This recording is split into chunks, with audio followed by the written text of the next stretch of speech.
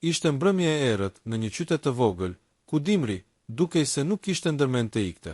Shi i më të binte pa pushim mbi rrugët bosh, dhe dritat e shtëpive dridheshin nga era e ftohtë që fërfëllonte degët e zhveshura të pemëve.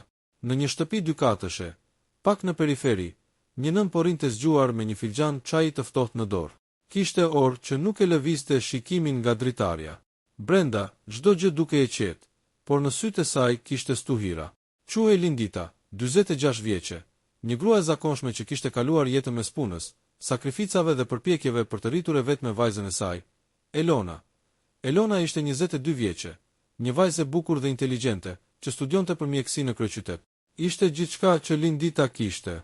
Babai i saj kishte vdekur në një aksident kur ajo ishte vetëm 5 vjeçe. Dhe prej atëherë, jeta e Linditës ishte kthyer në një betejë heshtur për mbijetesë. Kishte punuar gjithandej, pastruese, shitse, kujdestare, vetëm që vajza të mos ndjente kur mungesë. Dhe e kishte bërë me krenari. Por ajo natë do të ndryshonte gjithçka. Në orën 23:47, një telefonat e vetme shkatërroi gjithë botën e saj. Një zë i dridhur në anën tjetër, zëri i Elonës u dëgjua. Mami, unë s'di që bëj, ndodhi diçka. Pastaj një heshtje që ngriti gjakun në vend. Ajo nuk e dinte ende se çfarë kishte ndodhur, por ndjeu me gjithë trupin e saj se ishte diçka e tmerrshme. Brenda një ore, Lindita do të gjendej përballë një vendimi që do të përmbyste çdo nocion të moralit, çdo ndjenjë drejtësie, dhe do ta kthente nga një nënë e zakonshme në një kriminale të vetëshpallur. Pjesa një kur Lindita mbërriti në apartamentin e vogël të vajzës në Tiranë, dera ishte hapur. Brendësia ishte e përmbysur, një karrige e rrëzuar, një gotë e thyer, një shenjë gjaku në dy sheme. Zemra i rahu aq fort, sa i dukej se do t'i shpërthente. Elona ishte ulur në një cep, me duar që i dridheshin, fytyrën e zbehtë dhe syt plot frikë. Çfarë ndodhi, zemra ime? Pyeti Lindita duke ju afruar. Elona s'mundi të fliste. Vetëm ngriti dorën dhe tregoi nga trupi i pajet që shtrihej pranë tryezës. Ishte Arbeni, djali i pronarit të shtëpisë, një djalë 28 vjeçar që jetonte në katin poshtë saj. Një fytyrë që Lindita e kishte parë shpesh, gjithmonë me atë buzëqeshjen e përzemërt, por me një shikim që nuk i kishte pëlqyer kurrë. Në dhomë binte një erë rënd, përzierje alkooli, metali dhe frike. Ai u përpoq, mezi foli Elona, duke u dridhur, më sulmoj, mami deshi të më fjalët ju pre. Lindita e kuptoi. Su desh më shumë, pa trupin e tij, pa objektin e rënd që qëndronte afër, një shishe qelçi e thyer, dhe pa sytë e vajzës, të friksuar, të pafajshëm dhe të coptuar nga tronditja. Në atë moment, truri i saj ndaloi së menduari racionalisht. Kishte vetëm një instinkt, ta mbronte vajzën. Mos u shqetëso, dashuri, gjithçka do të rregullohet. I tha but, duke i ambuluar syt. Shko lahu, vish diçka. Mos shiko më. Lindita mori frymthell. Pastaj mori telefonin dhe thiri policin. Zëri i saj nuk u drodh. Alo, dua të raportoj një vrasje. Unë e vrava. Kur policia mbërriti, çdo gjë ishte e qartë për ta. Një grua e tronditur, që pranon krimin, një trup i pajet, provat që përputheshin me fjalët e saj. Ajo nuk bëri asnjë përpjekje të mbrohej. Tha vetëm, ishte vetëm mbrojtje. U përpoq të më sulmonte. Unë reagova.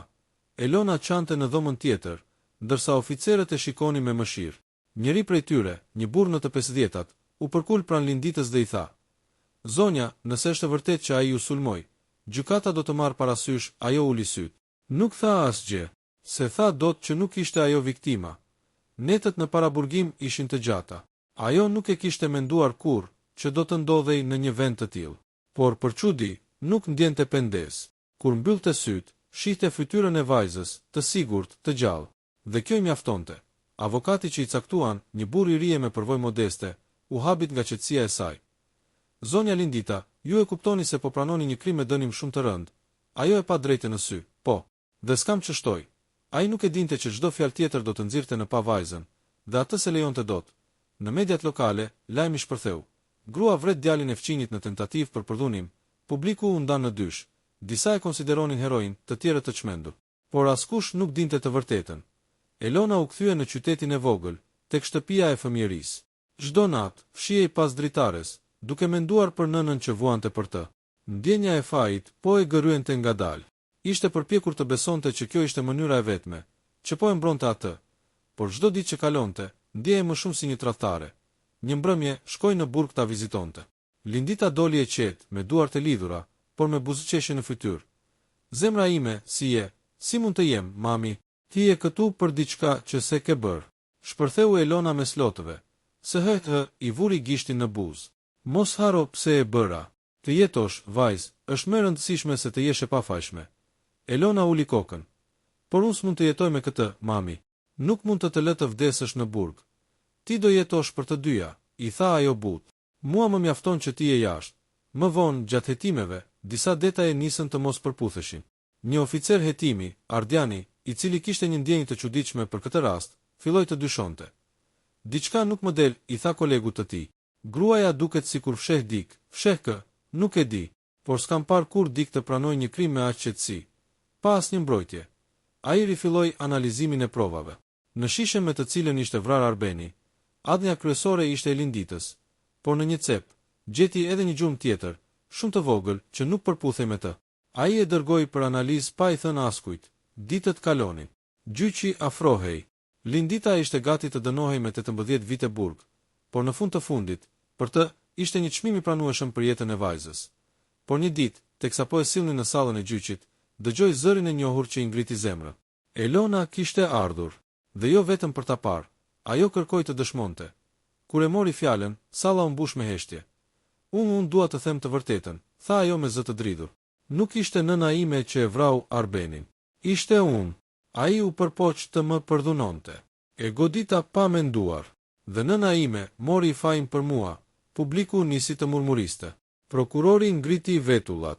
Avokati i Linditës mbeti pa fjalë. Por Lindita, për herë të parë, uli kokën dhe qeshi lehtë me lot. E dia që s'do duroje gjatë, zemra ime përshpëriti, gjyqi u ndërpre. Hetimi u riha. Ardhënja që kishte zbuluar Ardiani konfirmoi dëshminë e vajzës. Elona u arrestua, por shumë shpejt u lirua me kusht, pasi akti u konsiderua vetëm mbrojtje. Lindita, megjithatë, nuk kërkoi falje. Në dalje nga gjykata, gazetarët e rrethuan. Njëri prej tyre e pyeti: "Zonja Lindita, pse e bëte këtë?" Ajo ndaloi e pa drejt në kamera dhe tha: "Sepse një nëns mund të lejoj që vajza e saj të përndiqet nga bota për një krim që e bëri për të mbjetuar. Unë isha më e fortë për ta përballuar." Por historia nuk mbaroi aty. Edhe pse e liruar, Lindita nuk u kthye kurrë më në të njëjtën shtëpi. Jetonte e heshtur në një fshat tjetër, duke u marrë me bimë dhe libra. Elona, ndërkohë, vazhdoi studimet, por çdo herë që shihte nënën, ndjente një plagë që s'mbyllej kurrë. Në ditarin e saj, vite më vonë, shkroi: "Ajo nuk më dha vetëm jetën, më dha lirin, duke e humbur të sajën. Dhe çdo herë që shoh një grua që lufton për fëmijën e vet, e di se nënat janë shenjtorët më të fshehtë të kësaj bote." Të nesërmen e lirimit, pas më shumë se një viti hetimesh, Lindita doli nga burgu me një qese të vogël në dorë. Brenda saj kishte vetëm një shall të leshtë që e kishte endur vetë, një letër nga vajza, dhe një varse me një kryq të vogël që se kishte hequr asnjëherë. Qielli ishte gri, por ajo ndjeu për herë të parë pas shumë kohësh se po merrte frymë lirë. Në portën e burgut e priste Elona. Ishte e veshur me të zeza, me sytë e skuqur, por të ngrohtë. Kur e pa, vrapoi drejt saj dhe e përqafoi fort. "Mami, më fal." Lindita i mbajti duart në fytyrë dhe i tha me një qetësi të përzier me dhimbje: "Mos më kërko falje. Unë e zgjodha vetë. Ti më dha arsye për të jetuar, dhe unë të dhash një shans të dytë për të jetuar ndershëm. Kështu funksionon dashuria e një nëne." Por edhe pse të dyja donin të haronin të kaluarën, ajo s'ishte diçka që mund të fshihej. Qyteti i vogël ku jetonin dikur, i njihte tashmë si ajo që vrau dhe vajza e saj. Ishin fjalë që ngjiteshin pas tyre si hije. Një rikthimi në fshatato, vendosën të mos ktheheshin më në qytetin e tyre të lindjes. Një mik i vjetër i Linditës, që jetonte në një fshat malor afër Pogradecit, u kishte ofruar një shtëpi të vjetër që kishte mbetur bosh. Kur mbërritën atje, ajri ishte i pastër, era sillte aromë bari e dheu, dhe përreth kishte vetëm kodra të qeta. Ishte një fillim i ri, por edhe një aratisje nga kujtimet. Në ditët e para, Lindita u ngrit herët çdo mëngjes, ndiste zjarrin dhe përgatiste çaj me gjethe mali. E shihte vajzën që shëtiste në obor, duke prekur lulet me gishta, sikur donte të ndjente jetën përsëri. Elona kishte humbur buzëqeshjen e dikushme, por përpiqej ta gjente në gjërat e vogla. Një flutur, një ditë me diell, një kafe e përbashkët, një mbrëmje, teksa po hanin në verandë, ajo pyeti: "Mami, a do të mund të më falësh ndonjëherë?" "Për çfarë, zemra?" "Për faktin që të detyrova të humbësh gjithçka për mua." Lindita e pa drejt në sy dhe i tha: "Nuk humb asgjë, sepse gjithçka që kam, je ti." Por pas atyre fjalëve, në shpirtin e saj kishte ende një plagë që nuk po shërohej. 2. Plagët e padukshme netëve. Lindita zgjohej nga gjumi me frymë të shpejt. E kapnin makthet, duart e gjakosura, sirenat e policisë, fytyra e Arbenit që i dilte para syve. Ndonjëherë zgjohej duke bërtitur. Elona e përqafonte dhe i pëshpëriste. Mami, ishte vetëm mbrojtje, ishte drejtësi, nuk ishim në fajtorët, por Lindita mendonte ndryshe. Po, por e vërteta e drejtësisë s'ka rëndësi më për mua, bija ime. Çdo nën që duhet të gënjej për të shpëtuar fëmijën, e di se dënimi i saj s'është burgu, por kujtimi. Ajo filloi të mbante një ditar. Në faqet e tij, shkruante për çdo ditë që kalonte, për çdo ndjenjë që e mundonte. Në njërën faqe, shkroi: Njerëzit më quajnë e fortë, por nuk e din që çdo mëngjes e shoh veten në pasqyrë dhe pyes: nëse nuk do ta kisha marr fajin, a do ishte Elona sot më mirë apo më keq? Dhe se di do të përgjigjem. Elona ndërkohë kishte vendosur të mos ndalonte studimet. Kishte rifilluar fakultetin online për të bërë mjeke, një ëndër që e kishte ndërtuar bashkë me nënën. Por çdo herë që shihte një trup në spital, sytë e saj errësoheshin për një çast. Ishte sikur kujtesa i sillte atë natë, atë moment fatal. Një ditë, një kolege pyeti pse s'përmendte kurrë familjen. Ajo thjesht u përgjigj: Kam një nënë që do e meritonte të ishte në qiell, por është këtu, duke mbajtur peshën e mëkateve të mia 3. Vizitori i papritur një pasdite të vonë, një makinë ndaloi para shtëpisë. Nga ajo zbriti një burr që dukej rreth të 50-ave. Ishte Ardiani, oficeri i hetimit që kishte zbuluar të vërtetën. Lindita u ngrit në këmbë sapo e pa. Nuk e priste më askën nga e kaluara. Zonjë, më fal që po ju shqetësoj, tha ai, por kam qenë gjithmonë me mendjen tek rasti juaj. Kam ardhur jo si polic, por si njeri. Ajo e ftoi brenda. Në dhomë mbretëroi heshtja për disa minuta, derisa ai foli. E di që e keni bërë nga dashuria, por e dini ju shpëtuat edhe më shumë se një jetë. E shpëtuat një brez të tërë nga heshtja. Unë kam parë shumë raste si ky, gra që janë përdhunuar e që s'kan folur kur. Vajza juaj, fal jush, foli. Dhe drejtësia u bë, Lindita uli syt, lotët i rëshitën pa zë. E drejtësia se shëron dot shpirtin, zotëri. Ajo vetëm mbyll dosjet, Ardiani i dha një zarf. Brenda ishte një dokument që njoftonte për mbylljen përfundimtare të çështjes dhe një letër falënderimi për bashkëpunimin. Mendova se duhet ta merrnit vetë. Jo nga posta. Ajo e mori me duar që i dridheshin. Faleminderit, tha thjesht. Kur ai iku, Elona e pyeti: Kush ishte mami? Një njeri që më kujtoi se edhe pas ferit, ka akoma njerëz që e kuptojnë dashurinë e nënës. 4. Koha që shëronkaluan muaj. Jeta në fshat mori ritmin e vet. Lindita nisi të ndihmonte gratë e zonës me këshilla ligjore dhe emocionale. U bë një lloj mbështetjeje për gratë që kishin vuajtur dhunë apo padrejtësi. Një ditë, një vajzë e re, vetëm 17 vjeçe, trokiti në derën e saj duke qarë. Kishte ikur nga shtëpia sepse babai i dhunonte. Lindita e priti, i dha ujë e dëgjoi. Dhe atë mbrëmje, Elona e pa nënën të qeshte për herë të parë pas shumë kohësh. Shikon, bija ime, i tha ajo. Ndoshta Zoti më la gjallë për të ndihmuar vajza si kjo. Unë s'mund të ndryshoj çfarë ndodhi, por mund të shpëtoj dikë tjetër. Që nga ajo ditë, shtëpia e tyre u kthye në një stret të vogël për gratë që kërkonin ndihmë. Kishte ditë që aty rinin 3-4 gra, të gjitha me histori të ndryshme, por me të njëjtën dhimbje. Elona, nga ana tjetër, u frymëzua. Kur mbaroi studimet, vendosi të specializohej në psikiatri për të ndihmuar viktimat e traumës. Në një intervistë për një gazetë lokale, kur e pyetën se çfarë është ju të zgjidhta atë profesion, ajo tha: sepse kam parë nga afër çfarë bën dhimbja, por edhe çfarë mund të bëj dashuria për ta shëruar atë 5. Letra e fundit pas disa vitesh, kur Lindita mbushi të 60-tat, ajo ndjeu se koha po i afrohej fundit. Një mbrëmje, i la vajzës një letër mbi tavolinë me titullin: Për vajzën time, që më mësoi çfarë do të thotë të jesh nën. Në letër shkruante: E dashura ime Elona, mos e mbaj më fajin në zemër. Unë nuk vdiqa atë natë që mora fajin për ty. Përkundrazi, atë natë linda për herë të dytë si nën. Të gjitha nënat kanë një çast në jetë kur duhet të zgjedhin midis së drejtës dhe dashurisë. Unë zgjodha dashurinë, dhe po të më jepej edhe një herë, do ta bëja pa hezitim. Tani që ti je mjeke dhe shëron të tjerët, më ke shëruar edhe mua. Mos më vajto kur të mos jem. Më kujto si nënën që nuk dinte të dorëzohej. Dashuria, bija ime, është e vetmja gënjeshtër që shpëton jetë. Kur Elona e lexoi, syt ju mbushën me lot. Doli jashtë në qiellin e errët dhe pa shtëpinë e vogël që dikur kishte qenë stre e dhimbjes, tani e mbushur me jetë buzëqeshje. Në cep të verandës kishte një dritë që ndizej e fiki nga era. Elona e preku varsën e nënës që mbante në qafë dhe përshpëriti: Të dua, mami. Dhe tani e di, një nën mund të gënjej, por gënjeshtra e saj është gjithmonë e vetmja e vërtetë që shpëton botën. Kanë kaluar 7 vjet që kur Lindita ndëroi jetë. Fshati e kujtonte ende me respekt, si gruaja që shpëtoi shumë vajza nga feri. Për shumë njerëz ajo ishte thjesht një grua e mirë, por për Elonën, ajo ishte busulla e jetës. Në oborin e shtëpisë së vjetër, ku diku ndezej oxhaku i nënës, tani valevite një tabelë re.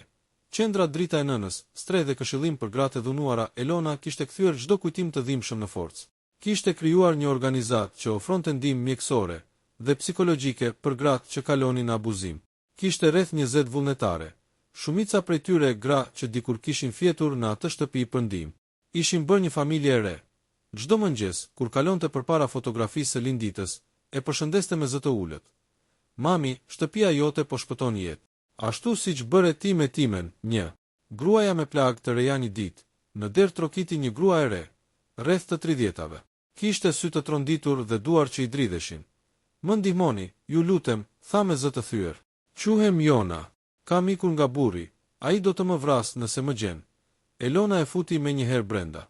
E pa fytyrën e saj, të mavjosur, dhe sytë që i ngjanin asaj që kishte parë tek nëna vite më parë. Frik, turp dhe ndjenjë faji për diçka që s'ishte faji i saj. Këtu je sigurt, i tha but. Askush nuk do të prek. Por pas disa ditësh, Elona e kuptoi se historia e Jonës kishte diçka të paqartë. Një natë, kur po i sillte çaj, dëgjoi që ajo po çante në korridor, duke përshpëritur. Nuk desha ta bëj, nuk desha ta vrisja fjalët e ngrim. Ishte si një goditje e fortë në stomak. Zemra i rahu fort, sepse ajo frazë, ajo e njëjta fjalë, i kujtoi atë natë të mallkuar kur e kishte thënë vetë para nënës. Të nesërmen, gjatë një bisede të qetë, Elona e pyeti. Jona, çfarë ndodhi në të vërtetë? Ajo uli kokën, syti u mbushën me lot. Ai deshi të më përdhunonte. Por si ishte burri im, ishte vëllai i tij. Ai më sulmoi dhe unë e shtyva ra nga shkallët. Vdiq në vend. Burri i më tha se nëse do e pranoja, do më vriste. Atëherë i ka fjalët i përplasën e Elonës si thik. Ishte si të dëgjonte historinë e saj të përsëritej në trupin e dikujt tjetër. Një dëvu e frikshme, që i ndezi plagët e vjetra 2. Lufta e ndërgjegjes Elona ndjente një përplasje të brendshme. Si mjeke dhe drejtuese e qendrës, ajo duhej të vepronte sipas ligjit, të raportonte ngjarjen. Por si bie një nënë që kishte gënjur për ta shpëtuar, ajo ndjente se ndoshta duhej ta mbronte Jonën, ashtu siç Lindita e kishte mbrojtur atë. Në mbrëmje, ndezi një qiri pranë fotografisë së nënës dhe foli me të, si dikur. Mami, çfarë do bëje po të ishe në vendin tim? Fladi që hyri nga dritarja i lëkundi flakën e qirit, sikur fotografia e nënës të donte t'i përgjigjej. Në ditarin e saj, ajo shkroi. Po jetoj të njëjtën dilemë që jetoi ajo. A është dashuria një arsye për të heshtur, apo një arsye për të folur? A bëhem si ajo, apo bëhem ajo që ajo donte të mos bëhesha? Në ditët në vijim, policia nisi të kërkonte Jonën. Në televizor doli një lajm. Grua në arati pas vdekjes së kunatit. Policia dyshon për vrasje. Jona e pa ekranin, u zverdh dhe ra në gjunjë. Do më marrin, do më mbyllin, Elona ju afrua dhe ngriti. Do të flasim me avokatin. Por duhet të thuash të vërtetën. Mos bëj të njëjtin gabim që bëri nëna ime. Gënjeshtra të shpëton sot, por të burgos për jetë nesër. Por kur mbeti vetëm, Elona s'mundi ta fshite dyshimin. Nëse Jona dorëzohej, ndoshta do ta vrisnin. Dhe përsëri, ajo do të jetonte me një tjetër vdekje në ndërgjegje. 3. Zgjedhja që përsëritet një natë vonë, dikush trokiti në derë. Ishte një burr me fytyrë të zymt që kërkonte Jonën. Jam bashkëshorti i saj. Dua ta marr në shtëpi. Elona e ndjeu instinktivisht që nuk ishte aty për ta marrë. Ishte aty për hakmarrje. Nuk ndodhet këtu, tha me qetësi. Dhe ju lutem, largohuni, para se të thëras policin. Ai e pa me urrejtje. E dini se po e mbroni një vrasëse. Po, tha ajo me ton të ftohtë, siç kam parë dikur të mbrojë një viktim. Pastaj ja mbylli derën para fytyrës, atë natë nuk fjeti. Qëndroi zgjuar deri në agim. Kishte frikë se mos ai kthehej, se mos ndodhte ndonjë tragjedi tjetër. Në mëngjes, mori një vendim. Shkoi në polici vetë dhe rrëfeu gjithçka, por pa dhënë vendodhjen e Jonës. Ajo s'është kriminale, tha para oficerit që e pyeste. Ka vepruar në vetëmbrojtje. Si shumë gra që nuk kanë zë. Mos e trajtoni si vrasëse, trajtojeni si njeri. Kur doli nga komisariati, ndjeu një lehtësim të çuditshëm, por edhe frikë. Kishte vepruar drejt, por ndjente sikur kishte tradhtuar nënën. 4. Letra e gazetës disa javë më vonë. Një gazet botoi një artikull për të. Mjekja që përsëriti historinë e nënës së saj, tani për të shpëtuar gra të tjera. Artikulli tregonte për veprën e saj, për qendrën që kishte ngritur, dhe për mënyrën si ajo kishte përballuar të kaluarën e dhimbshme. Në fund, gazetari shkruante: "Në një botë ku nënat gënjejnë për të mbrojtur fëmijët, kjo bi guxoi të thotë të vërtetën për të shpëtuar të tjera. Dhe ndoshta, kështu nderoi më shumë nënën e saj se sa çdo gjë tjetër." Kur Elona e lexoi, qeshi për herë të parë me paqe. Ishte sikur më në fund e kuptoi mesazhin e linditës. Dashuria s'është vetëm flijim, por edhe guxim për ta thënë të vërtetën. 5. Mbyllja e qarkut një pasdite vere, ndërsa dielli po perëndonte mbi kodrat përreth, Elona qëndroi pranë varrit të nënës. Mbante në dorë një tufë me lule livandoje, të preferuarat e saj. "Mami," tha me zë të dridhur, "e kuptova më në fund. Ti gënjeve për të më shpëtuar. Unë thash të vërtetën për të shpëtuar të tjera. Ne të dyja luftuam me mënyrën tonë. Pastaj buzëqeshi, dhe të dyja fituam. Në atë çast, një erë let fryu mbi livando, duke mbështjell me aromë të butë. Ishte si një përqafim i padukshëm. Elona e kuptoi se historia e tyre nuk kishte qenë një tragjedi, por një trashëgimi, një zinxhir grash që gënjenin, flijoheshin dhe thyenin heshtjen për të dhënë të tjerave shpresë. Dhe ndërsa largohen ngadalë nga varri, me diellin që zbriste në horizont, një vajzë e re e priti te porta e qendrës me fytyrë të friksuar. "Zonja Elona, më ndihmoni, nuk kam ku të shkoj." Ajo e pa drejt në sy dhe i tha me një zë që ngjante me atë të nënës së saj: "Hyr, bi. Këtu fillon jeta jote e re." Dhe dera u mbyll ngadalë, ndërsa era mbante aromën e lavandës dhe zërin e një nëne që ende jetonte në çdo frymarrje të vajzës së saj. 5 vjet kishin kaluar që kur qendra drita e nënës kishte nisur të funksiononte si stre dhe qendër këshillimi për gratë e dhunuara. Ajo ishte bërë një vend i njohur jo vetëm në fshatin malor ku ndodhej, por edhe në qytete të tjera për punën e saj të palodhur. Elona ishte shndërruar në simbol të guximit dhe empatisë, por fama e saj solli edhe rreziqe.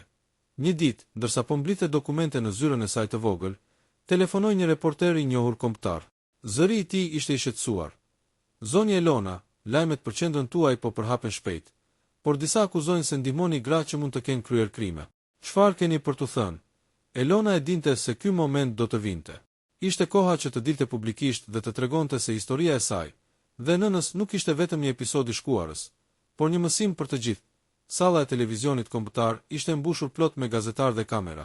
Njerëz nga të gjitha anët e vendit prisnin fjalën e saj. Moderatorja e prezantoi: "Zonja Elona, historia juaj dhe nënës suaj ka prekur shumë njerëz, por disa thonë se ndihmoni individ me të kaluar kriminale. Çfarë përgjigje keni?"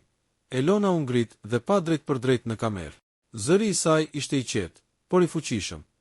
Çdo grua që ka vuajtur dhunë apo padrejtësi ka të drejtën të gjejë strehim. Historia e nënës sime më mësoi se dashuria shpesh kërkon të gënjesh për të mbrojtur të pafajshmin. Por sot, unë nuk gënjej. Çdo veprim këtu është i dokumentuar dhe ligjor. Por më e rëndësishmja, çdo ditë ne shpëtojmë jetë, dhe kjo nuk mund të matet me paragjykime. Moderatori përplasi një pyetje tjetër. "A nuk keni frikë se disa nga këto gra mund të dëmtojnë të tjerët?" Elona bëri një pauzë të gjatë dhe pastaj foli: "Po, ka rreziqe. Por çdo veprim njerëzor ka rreziqe. Ajo që mësojmë nga historia ime është se një grua që nuk ka zë, nuk duhet të dënohet, por të ndihmohet. Nëna ime mori fajin për mua një natë të errët, dhe ajo gënjeu për dashuri. Sot, unë flas të vërtetën për dashuri, drejtësi dhe shpresë." Salla u mbush me heshtje dhe më pas me duartrokitje. Njerëzit kuptuan mesazhin e saj. Nuk ishte vetëm një çështje ligjore, por një mesazh moral dhe human. Por jo të gjithë e pan kështu. Një burr i pasur, pronari një kompanie ndërtimi, kishte humbur autoritetin e tij mbi disa gra që punonin në projektet e tij, pasi qendra kishte ndërhyrë për t'i mbrojtur ato. Ai nisi një fushat sulmesh në media, duke akuzuar Elonën për keqpërdorim dhe mbështetje të krimit. Elona e ndjeu rrezikun, por nuk u trem. I kujtoi vetes fjalët e nënës: "Kur duhet të zgjedhësh mes së drejtës dhe dashurisë, zgjedh dashurinë. Por mos haro, drejtësia është forma më e pastër e dashurisë kur e thua me zë të lartë." Ajo u ul dhe shkroi një deklaratë publike që u shpërnda në të gjitha mediat. Qendra drita e nënës nuk është vend për të fshehur të keqen, por për të ndihmuar të pafajshmit. Çdo akuzë e pavërtet do të kundërshtohet me fakte. Historia ime dhe nënës sime është një testament se të gjithë meritojnë mbrojtje. Pavarësisht nga paragjykimet, ditët pas deklaratës, qindra gra, përfshirë disa nga ishtret e qendrës, dolën në rrugë për të mbështetur Elona. Broshura e qendrës dhe mesazhet në rrjetet sociale u shpërndan me mira. Historitë e grave që ishin shpëtuar bën jehon në opinionin publik dhe fushata e burimit të pasur u rrëzua. Elona, duke qëndruar pranë fotografisë së nënës në zyrë, pëshpëriti: "Mami, ne e bëm." dashuria dhe e vërteta fituan. Pas këtij incidenti, qendra u njoh edhe nga shteti dhe mori mbështetje financiare për të zgjeruar veprimtarinë e saj. Elona filloi programe trajnimi për psikolog, mjek dhe avokat, duke u bërë një model për mbrojtjen e grave dhe të drejtave të tyre. Në çdo aktivitet, ajo shpesh fliste për linditën. Nënat bëjnë gjithçka për fëmijët e tyre, por ndonjëherë, gënjeshtrat e tyre janë ato që shpëtojnë jetë. Dhe për mua, mësoj çdo ditë nga ajo se dashuria dhe drejtësia mund të ecin dorë për dorë. Një pasditë vere, në oborin e qendrës, Elona ul pranë një grupi vajzash që po flisnin për të ardhmen. Njëra nga ato i tha: "Zonja Elona, unë kur s'do të harroj atë që keni bërë. Ju keni ndryshuar jetën time." Elona e pa për një moment horizontin ku dielli perëndonte mbi kodrat malore, dhe ndjeu se rruga e saj dhe nënës ishte përfunduar në një mënyrë të përkryer. E dhimbshme, po e ndritur, e tmerrshme, po frymëzuese. "Kujtoni," u tha ajo vajzave, "dashuria shpesh kërkon sakrifica dhe guxim, por kur është e vërtetë, ajo shpëton më shumë se çdo ligj." Era e livandës që frynte mbi oborin e qendrës përziente aromën e kujtimeve dhe të ardhmes. Dhe aty, nën hijen e malit, historia e linditës dhe Elonës u bë një trashëgimi, një testament i dashurisë, guximit dhe të vërtetës që mund të shpëtojë botën.